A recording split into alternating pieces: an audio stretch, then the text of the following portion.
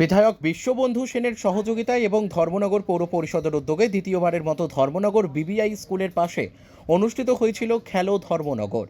এই খেলো ধর্মনগরে 43টি ইভেন্টে খেলা হয়, যেমন ক্রিকেট, ভলিবল, কবাডি, বাস্কেটবল সহ আরও বিভিন্ন খেলা হয়।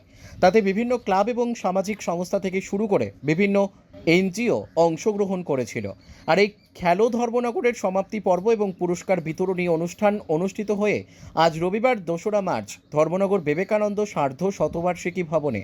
উক্ত এই অনুষ্ঠানে উপস্থিত ছিলেন মুখ্য অতিথি হিসেবে ধর্মনগরের বিধায়ক তথা রাজ্য বিধানসভার অধ্যক্ষ বিশ্ববন্ধু সেন। তাছাড়াও উপস্থিত ছিলেন ধর্মনগর পৌর পরিষদের চেয়ারপারসন মিতালি রানী দাস সেন সহ ধর্মনগর পৌর পরিষদের প্রত্যেক কাউন্সিলর সহ প্রত্যেকটি ইভেন্টে প্রতিযোগী এবং প্রতিযোগীরা। প্রত্যেকটি ইভেন্টে যারা প্রথম, দ্বিতীয় এবং তৃতীয় হয়েছে তাদের হাতে নগদ অর্থ সহ পুরস্কার তুলে দেন উপস্থিত অতিথিরা। এছাড়াও এই খেলো ধর্মনগরের বিধায়ক বিশ্ববন্ধু সেনের বিধায়ক উন্নয়ন তহবিল থেকে 9 লক্ষ টাকা আর্থিক অনুদান করেন বিধায়ক।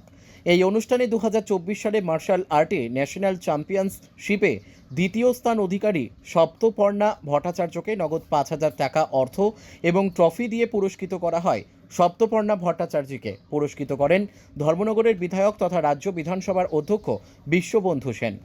শ্রী সেন জানান, খেলো ধর্মনগর শুরু করার মূল উদ্দেশ্য যুব সমাজকে নেশা জগৎ থেকে মাঠমুখী করাই ছিল লক্ষ্য। তাছাড়া লক্ষ্য করা গেছে খেলো ধর্মনগর শুরু হওয়ার পর মোবাইল আসক্ত থেকে মাঠমুখী হয়েছেন অনেকে।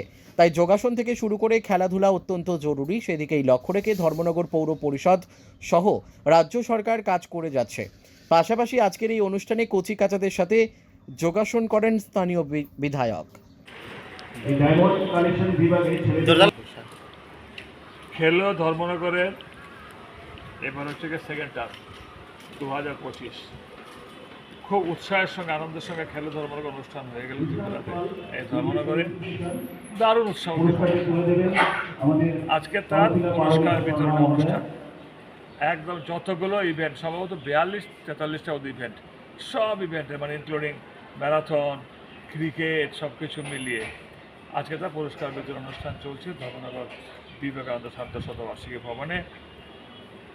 আশা করি আরও বেশি ছেলে মেয়েরা পার্টিসিপেট করবে আগামী দিন, এবং সকলের মনে একটা উৎসাহ এসছে যে না, আমরাও শরীর চর্চা করে বিভিন্ন ইভেন্টে অংশগ্রহণ করবো।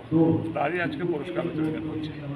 এই খেলো ধর্মনগর স্থানীয় শিল্পীদের জন্য এবং নতুন প্রজন্মের জন্য কতটুকু লাভদায়ক এই খেলো প্লেয়ারদের জন্য খেলো ধর্মনগর? না, লাভ ক্ষতির চেয়ে সবসময় physical fitness, cricket, badminton, volleyball, kabaddi, এগুলো তো মানে কাবাডি, ফুটবল, এগুলো তো বডি কন্ট্যাক্ট গেম।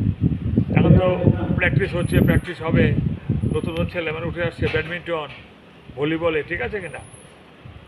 লাভালাভ আমি মনে করি অ্যাটলিস্ট শারীরিক চর্চাটা শুরু হয়েছে, এবং যারা ত্রিপুরা রাজ্যের মধ্যে অংশগ্রহণ করতে চায় বিভিন্ন খেলাধুলায়, তারা তো প্র্যাকটিসের মধ্যে যদি খেলা তত্ত্ব যে স্পোর্টসের সঙ্গে যোগাযোগ, স্পোর্টসও কিন্তু স্পটার খুঁজছে বা স্পটিং। আর আরেকটা হচ্ছে নেগেটিভ, মানে এই যে ড্রাগস, বাইক, এগুলো থেকে দূরে সরে যায়, তো ঠিক না, এটা সবচেয়ে বড় বেনিফিট।